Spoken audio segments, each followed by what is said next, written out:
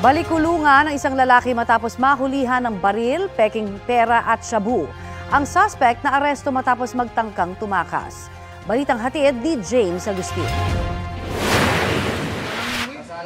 Sinubukan pa umanong tumakas sa Oplancita ng lalaking ito pero nahabol din siya ng mga pulis sa barangay Nagkaisang Nayon, Novaliches, Quezon City.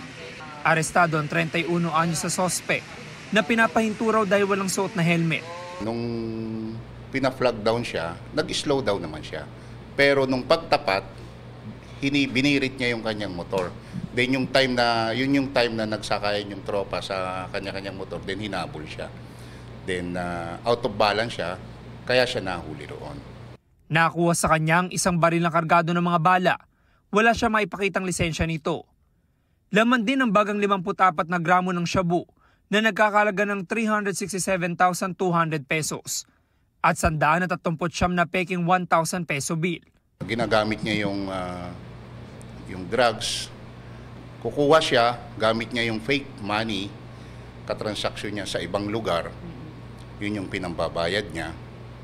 Pinanloloko niya rin sa kapwa niya na ganon din ang lakad. Then yung firearms, siguro pang suporta sa kanya, just in case na magkagulatan yung katransaksyon niya. Then yung illegal drugs naman, dinidistribute niya yan nearby city katulad ng Valenzuela, Malabon, Caloocan, and dito nga sa Quezon City. Ito na ang ikalimang beses na makukulong ang suspect.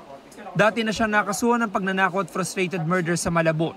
Nang tanungin sa kanyang pagkakaaresto, sa korte na lang po magsasalita. At ang hindi naman totoo yung dati. Na lang po magsasalita sa korte.